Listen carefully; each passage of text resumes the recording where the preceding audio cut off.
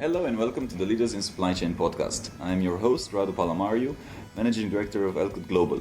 Our mission is to connect the supply chain ecosystem in Asia and globally by bringing forward the most interesting leaders in the industry. And it's my pleasure to have with us today Wolfgang Lehmacher, a global thought leader in the world of supply chain and former head of supply chain and transport industries for the World Economic Forum.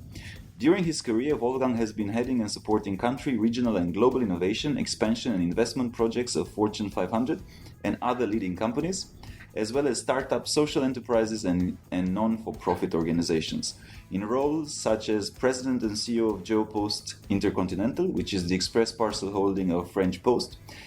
He's also been at TNT Europe in several regional management roles, and of course, last role that he held was as Director of Supply Chain and Transport Industries at the World Economic Forum. His numerous publications, such as the books How Logistics Shapes Our Lives, Logistics in the Light of Urbanization and Global Supply Chain, explain the importance of supply chain transport and logistics for economy, for society, as well as the need for the continuous transformation of the global economy towards a more circular and sustainable model. Wolfgang, pleasure to have you with us today, and thanks for your time. Radu, thanks for the invitation.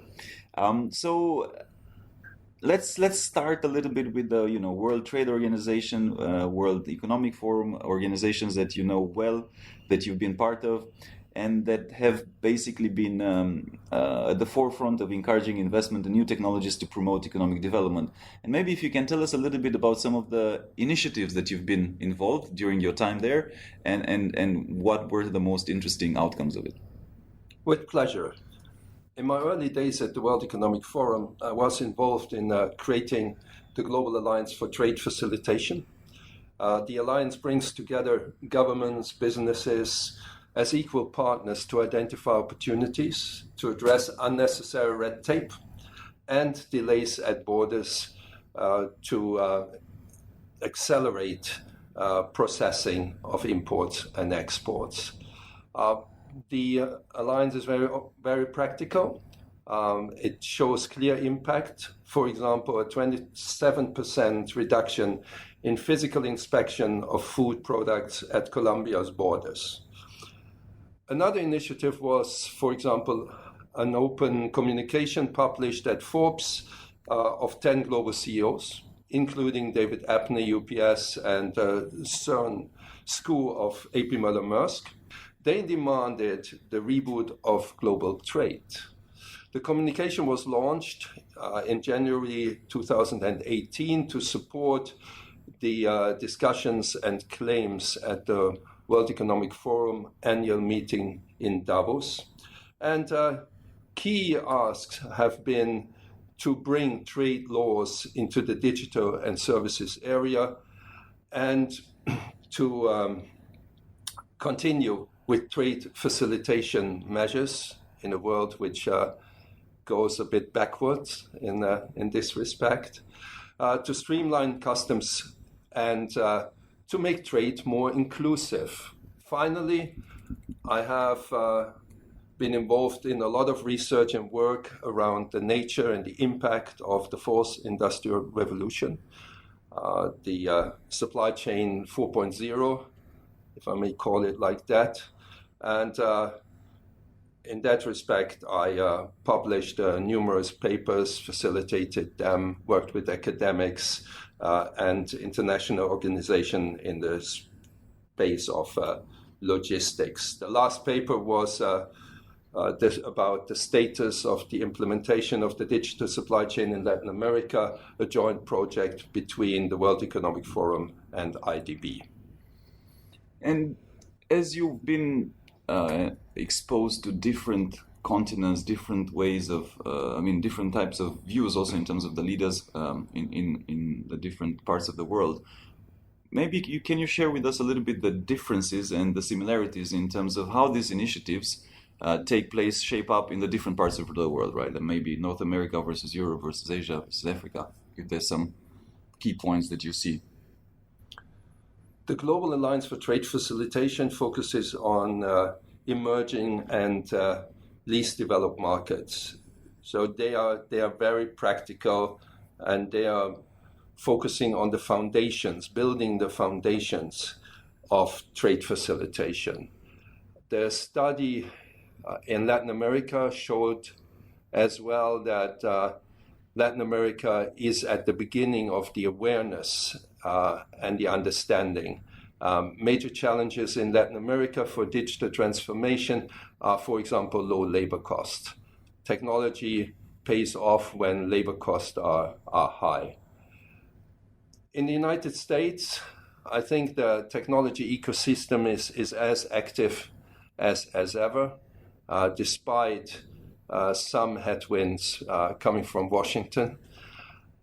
In China, an alternative ecosystem is emerging, alternative to the tech power United States of America, driving as well new standards into the world markets. And you see that in the telecommunication sector and the whole discussion around Huawei, knowing that Huawei is very, very active in Europe.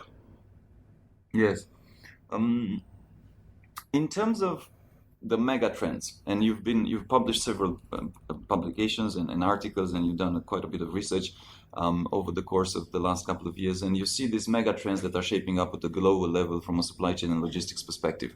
What do you see as the most prominent ones of these trends in the next 5 years, and which are the more practical to implement ones, let's say, in the world of business as well as government? The two trends which I would like to mention are related to what I've said before, but also to my passion. And the first is technology and the digital transformation of the supply chain, which is a mega trend and highly complex and broad.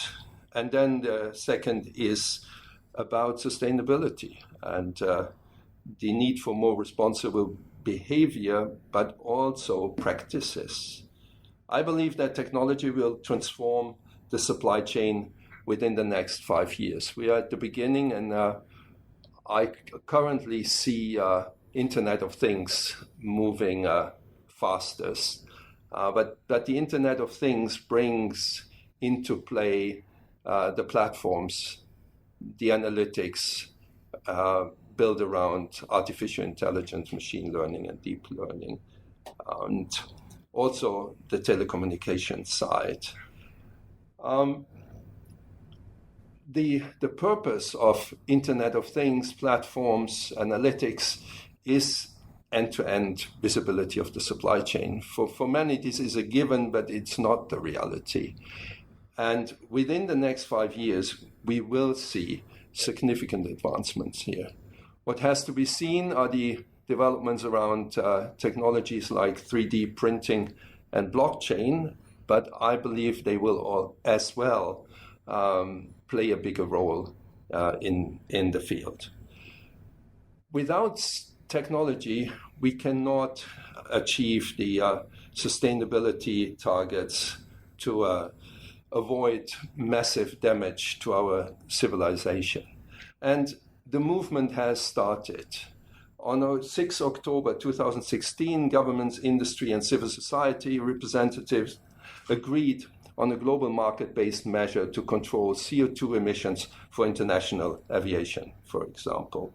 Among the measures are weight reductions, higher efficiency of engines, biofuels, and optimized routes.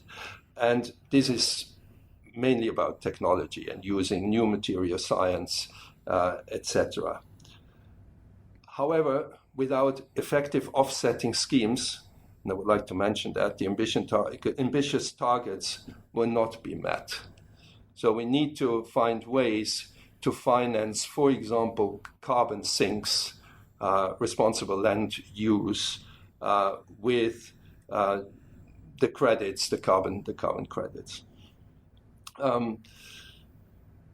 The shipping industry was following the aviation industry and cut a deal on 13th April 2018. And the measures around reducing or capping sulfur dioxide will come into force 1st January 2020. the compulsory switch will affect at least 60,000 vessels and is estimated by shipping executives to cost up to $50 billion industry-wide. So these are trends which will have significant impact on the way supply chains are designed and costed. And it's already, I mean, what we are also seeing, and it's happening on a global scale for sure, like you rightfully mentioned. It's across, so it's shipping, it's aviation, consumer goods, packaging. Now it's a big trend in terms of developing new sustainable, recyclable, reusable type of materials in terms of the packaging of the goods.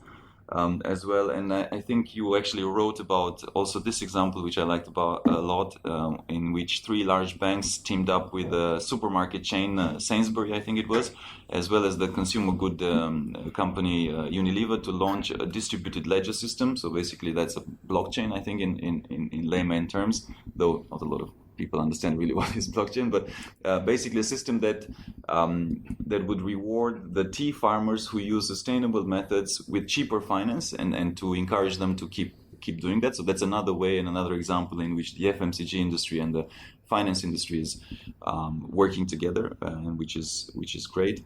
Maybe I wanted to also to kind of go into the part where you have a lot of issues around fraud and risks in terms of trade and international trade transactions. And I think, again, you had a very good example about one of the banks that applied the blockchain technology to reduce the time for submitting and verifying this type of transactions from over a week to just 2.5 hours, I think it was. So maybe if you can give us some more examples in which technology or successful technology implementations have been used to mitigate these fraud risks, to create also more efficient financial systems within the world of trade.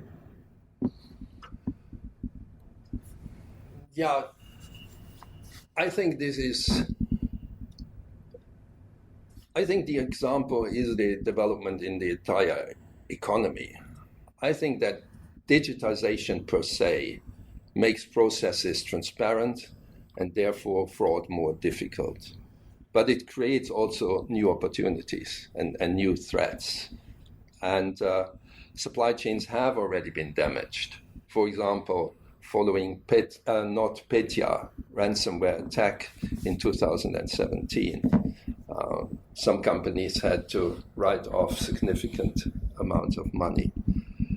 Everything that is digitized can be analyzed, though, through AI tools, digital agents who can police our systems. And it is industry agnostic, because everybody has email systems, customer databases, backbones of the operation. So in fact, everyone is exposed to fraud, crime, and cyber attacks.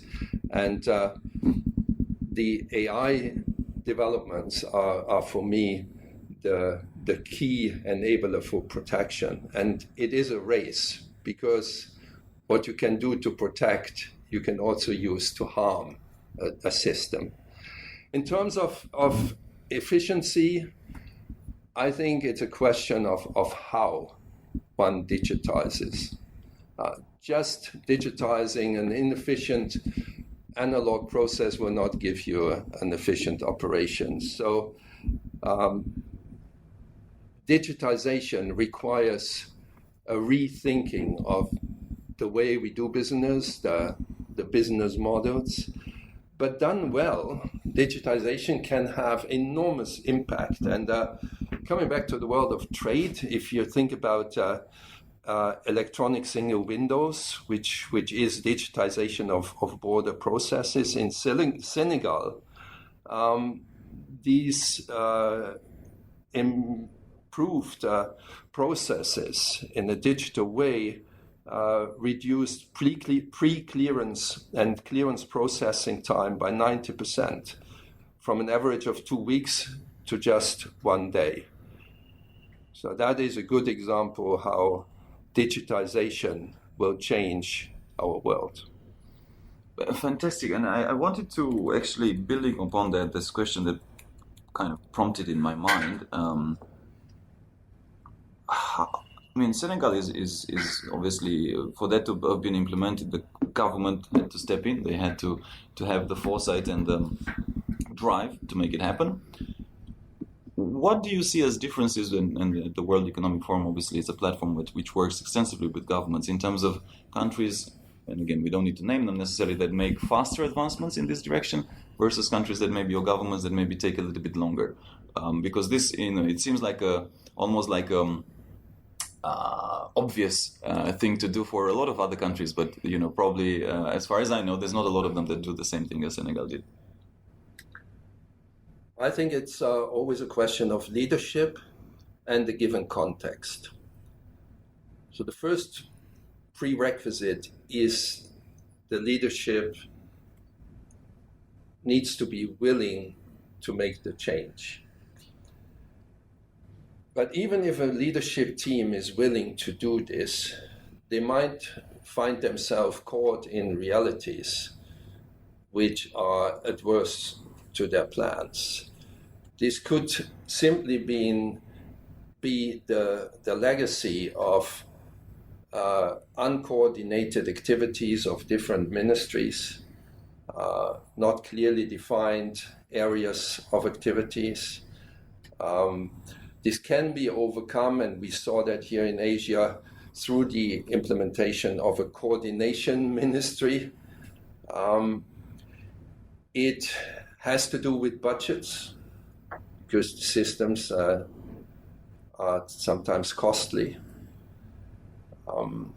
So I think those are the two critical areas: a willing government and the context. And if you take Europe, Europe is a complex economic bloc, and implementing the digital transformation plans is a very heavy undertaking. We see this as well in ASEAN. I think the physical phase of integration went well. The digital layer causes a bit of a challenge. Mm. And moving a little bit into the area of e-commerce, and we have marketplaces, huge marketplaces, and obviously there's kind of a bipolar, right? Or anyways, it's between, I'm missing the word now, but it's between Alibaba and Amazon globally, pretty much the largest players in this space. Amazon has a major lending operation in terms of financing as well to small merchants.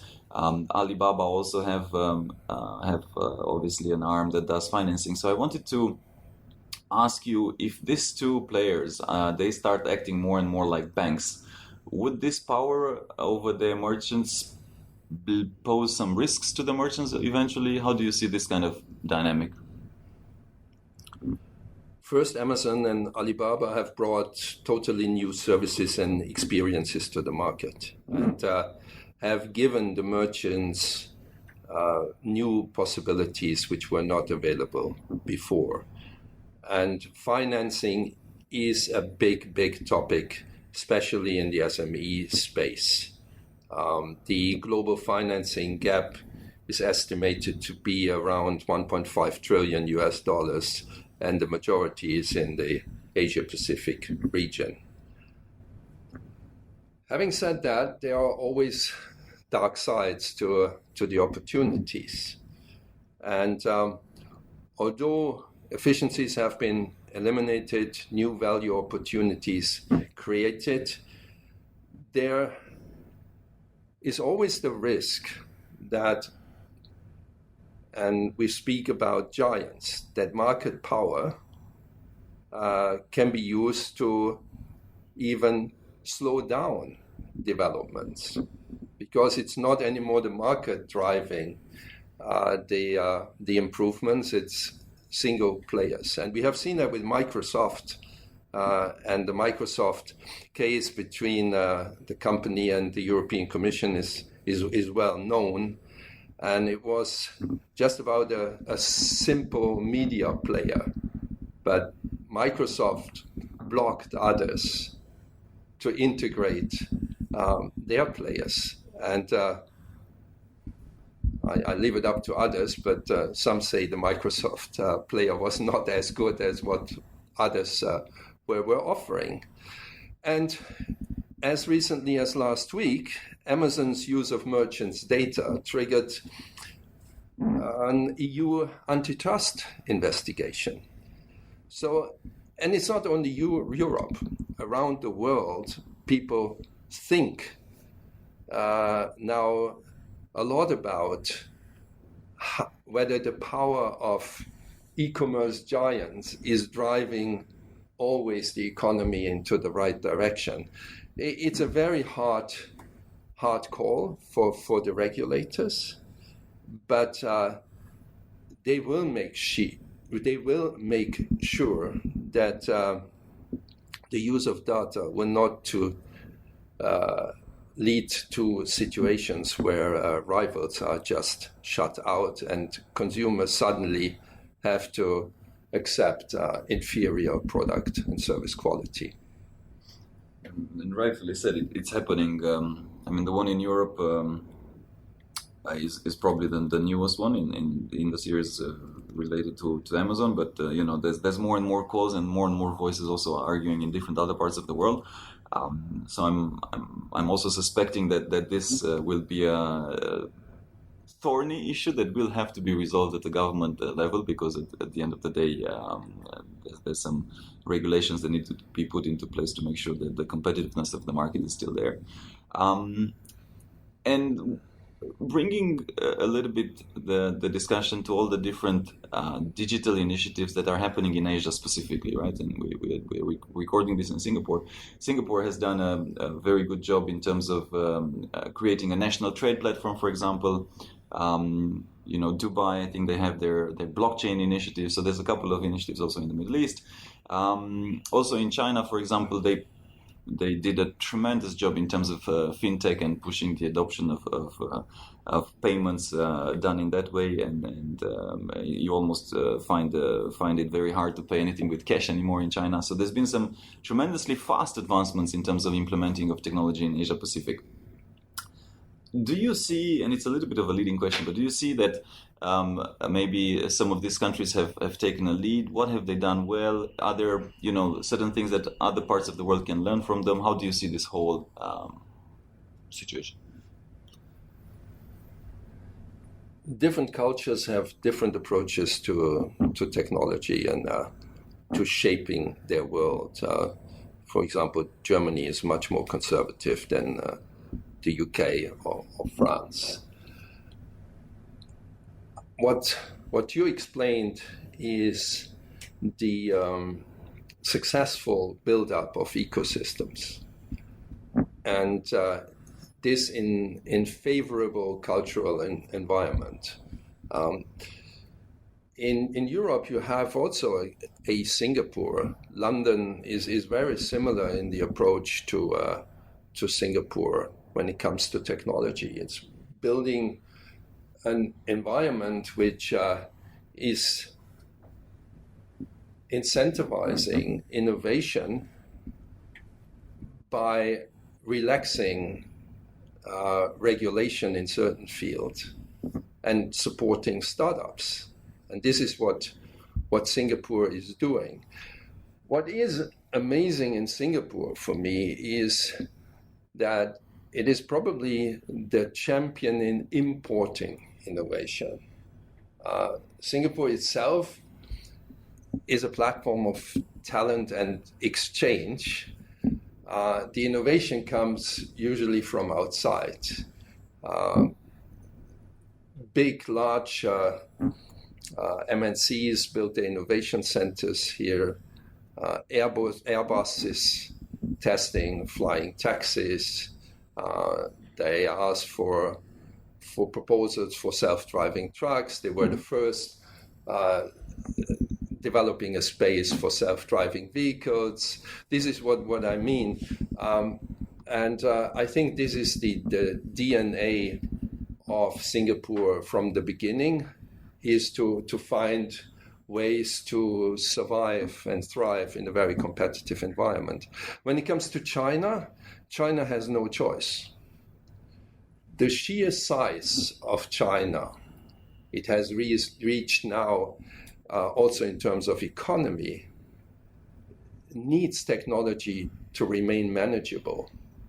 Just imagine that some companies have 200, 300,000 people. They're still growing significantly. How can you manage suddenly 500,000 people without technology? At a certain point, the management understands that let's use AI, let's use robotics, because such a workforce in one country, we're not talking about a global organization, is just not manageable anymore.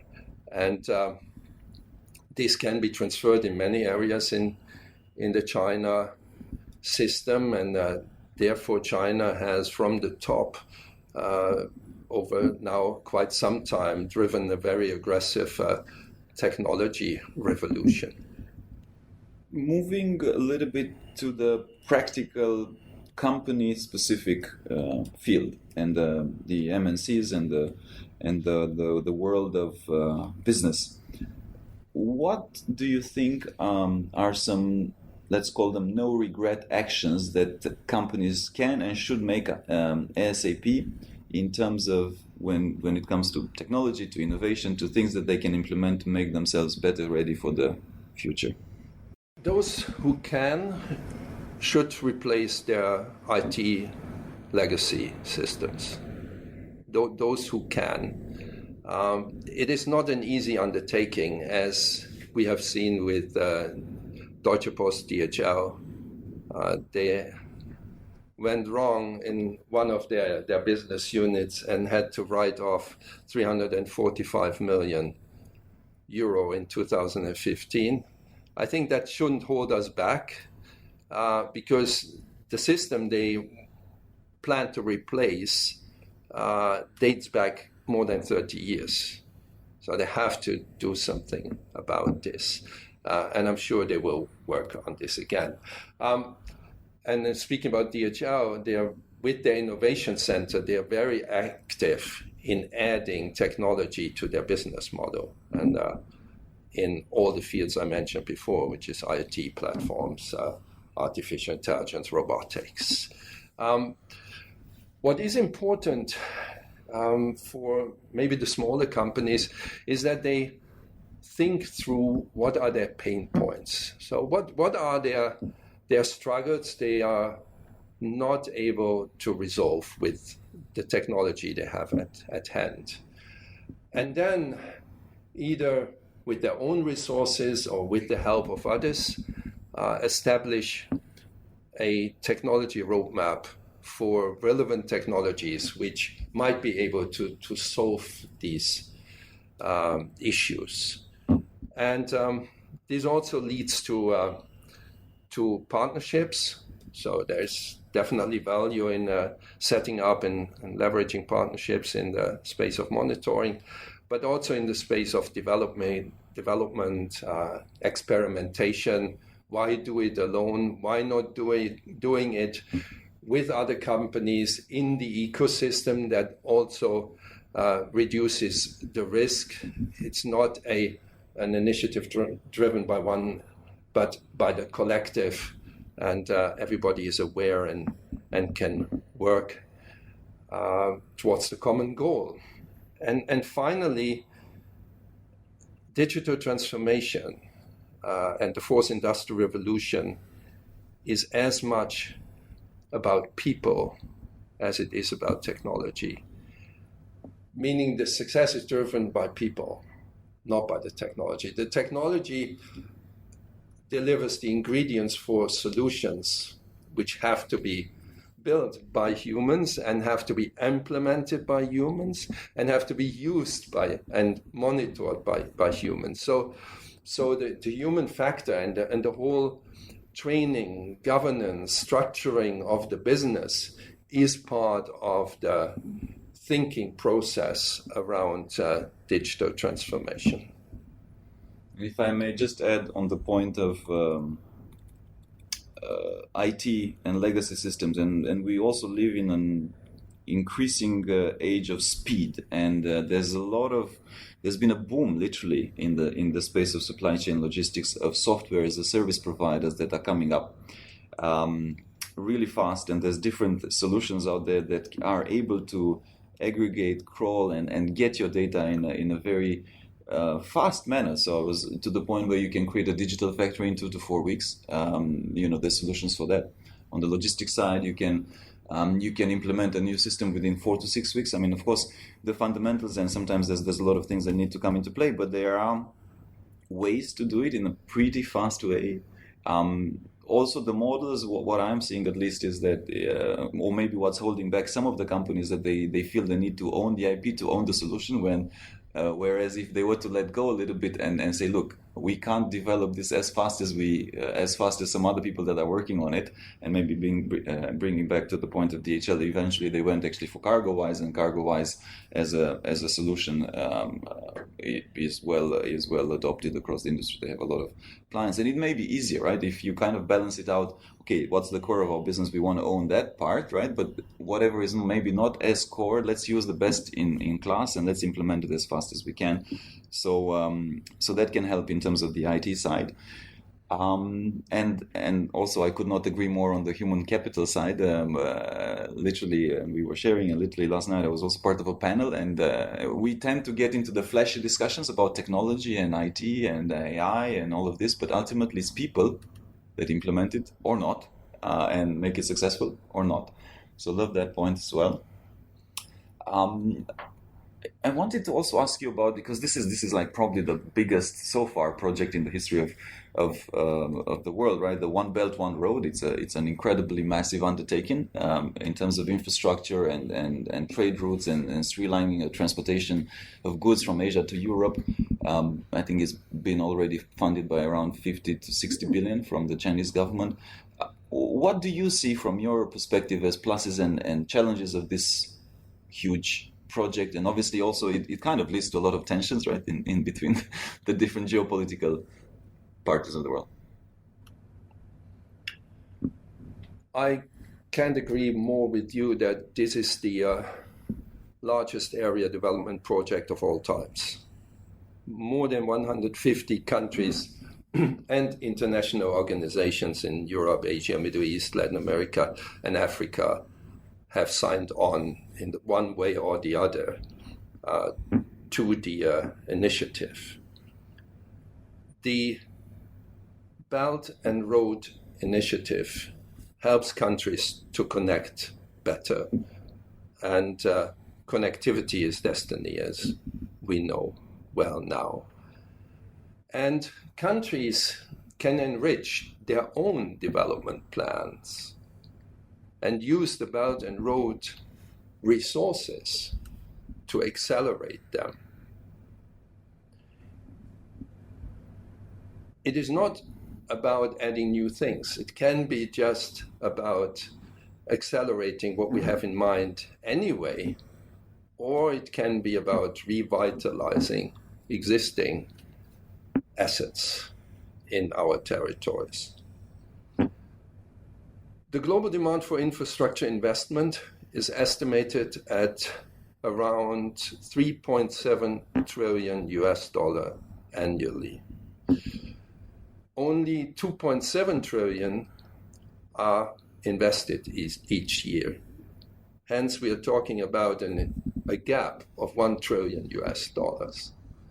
And the budget for the Belt and Road, which is estimated between $1 and $8 trillion, can contribute to close that gap.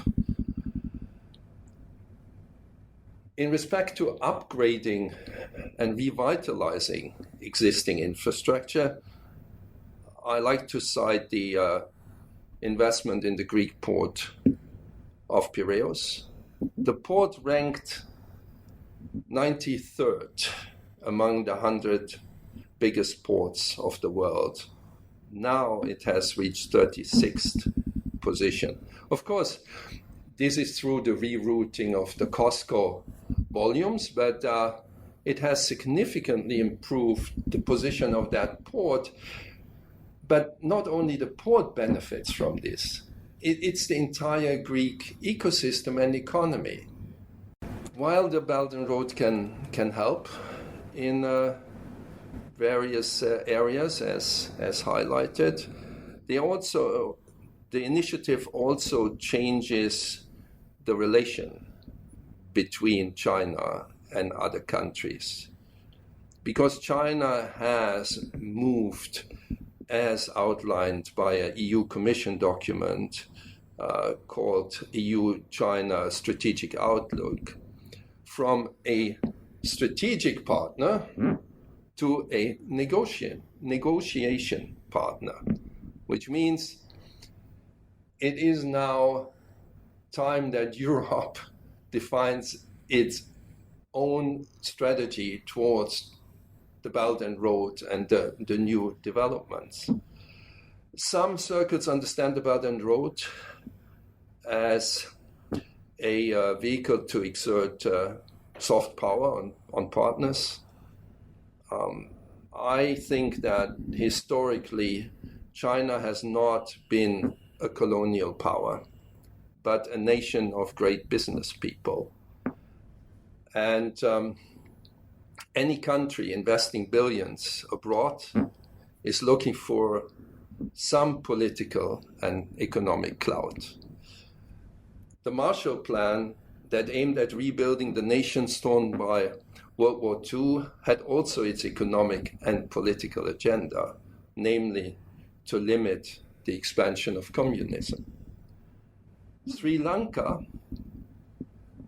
had the challenge with repaying the China debt, which fueled concerns about the Belt and Road Initiative being a debt trap diplomacy. The concrete result of that inability to repay was the 99-year lease of Hambantota port to China. China rejects the debt trap accusation, but it also admits that maybe sometimes things got a little bit out of hand. And I see a clear change in the way of how China communicates and positions itself. And looking at the development in Malaysia, the renegotiation of the deal there shows that there is room for balanced deals, which always was what China promised. And I think it's easy to push all the responsibility to China. I think there is also responsibility at the receiving end to do the proper due diligence and come up with projects which are sustainable. We've spoken about, and you've mentioned artificial intelligence. Wanted to ask you also this question in terms of on-time and or faster deliveries, because in the last mile, in the logistics sector, that's becoming more and more of a big theme. How do you see it happening? There's an example, for example, in Germany, like you have Otto, which is an e-commerce merchant, which is able to predict sales behaviors for the next 30 days. And obviously that leads to much more accurate predictability in the supply chain. But how do you see the role of artificial intelligence and machine learning in all of this? You point out the last mile. The last mile is just the ultimate consequence of supply chain design and management. Overall, the holy grail of supply chain management is demand forecasting. I believe the one who knows who buys what and where can reduce lead times and redundancies in the chains to the absolute minimum. And the key to achieve this is artificial intelligence, machine learning, deep learning. Hence, that is an innovation and revolution still to come. You mentioned Otto, and Otto seems to be on a good way. There is also Amazon, who is very active there and working on pre-positioning inventories to be able to deliver their customers faster, but I think primarily to reduce cost. Otto says they created a system that analyzes around 3 billion transactions and 200 variables, including sales data, website searches, and weather information. And they claim that they purchase around 200,000 items a month without human intervention. So that's massive in terms of staff reduction and efficiency improvements. Surplus stock has declined by a fifth and product returns by more than 2 million items a year. This is good for productivity. This is good for customer satisfaction and the planet because we drive less kilometers. AI will change the supply chain, but it will be a gradual change led by the large corporations that use the creativity and the teams of smaller startups to drive their innovation. In terms of the fundamentals, what you just shared prompted another question in my mind, and I guess to bring it to the layer of really practicality, because also AI is a term that is maybe overused almost nowadays.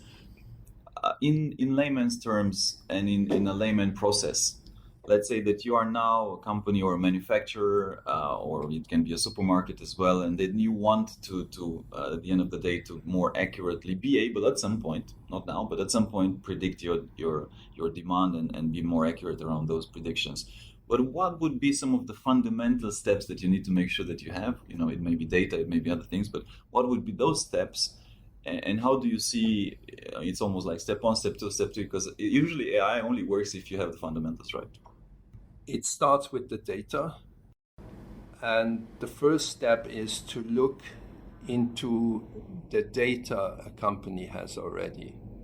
The data sits very often in silos. And breaking these silos by making them visible is the first step. The second step is understanding what data is still missing once you have analyzed the existing data.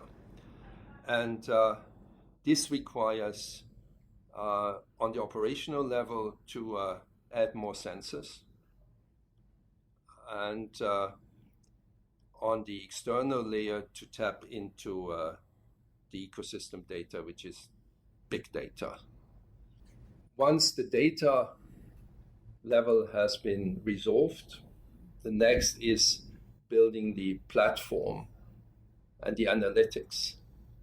The first step in analytics is to have a baseline, meaning to use that data to clearly understand what is going on in the business and use graphs, dashboards to make that data understandable. And that's also heavy work. And the third step is building tools to optimize your processes. First, in design, you see how different workstations perform, and there are gaps, and you can look into the gaps and see how they differ, the stations differ in design, and then improve the ones performing less well.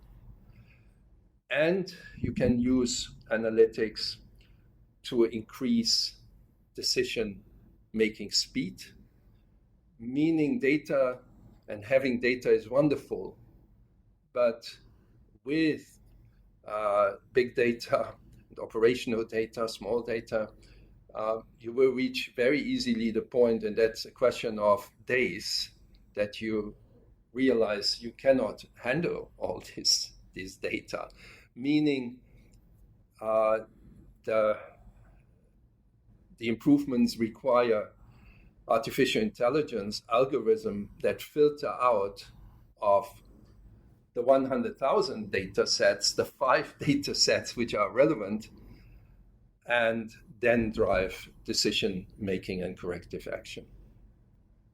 In terms of the human capital and moving a little bit to the side where it's about people, it's about skill sets, it's about, what type of leadership do you need to drive all this innovation, all these technologies, specifically talking first and foremost about skills. And there was a quote I think I saw from the CEO of Upwork, Stefan Castriel, I think it's his name. He was saying that there will not be a shortage of jobs in the future, that there will be a shortage of skills in the future.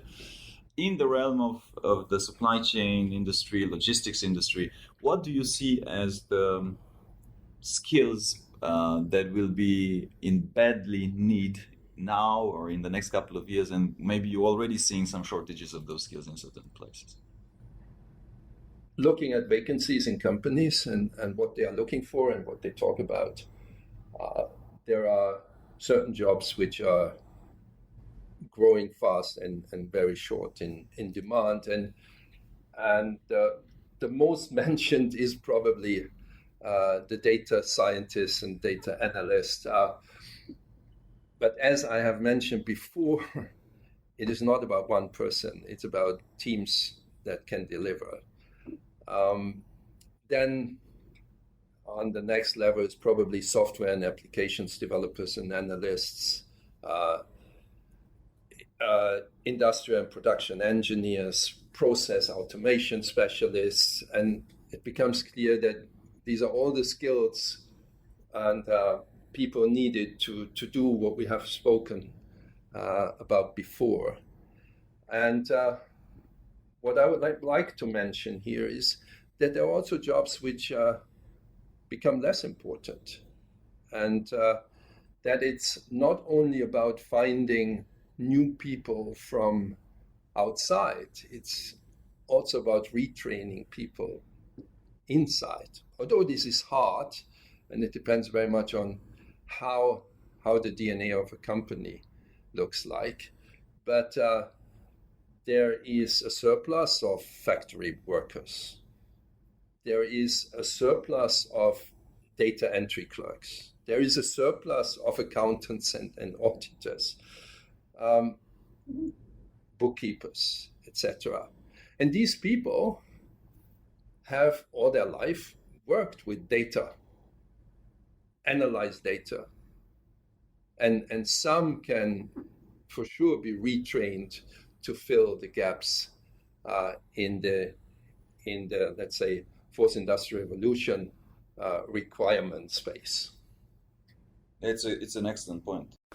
Regarding C-level executives and board members and basically the people leading companies, how do you see some of the attributes that this level of management needs in order to keep their companies relevant for the foreseeable future?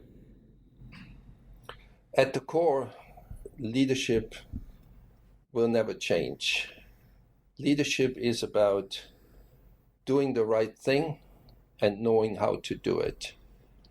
There is that famous HBR article which talks about great and good leaders. So you can be very good in the how, meaning you can be very well aware of your impact on people. You can be a great sense maker and understand the context. You can be a great communicator. And the dictators of this world, and some of them have been great in this field. But that doesn't mean that what the leader does leads to the right outcome.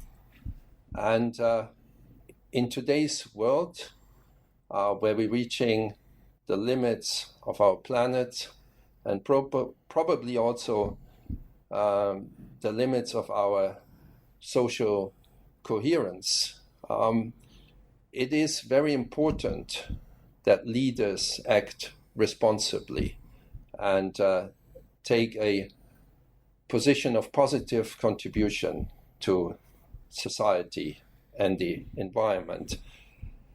In the fourth industrial revolution, of course, the tactics will change and will continuously change.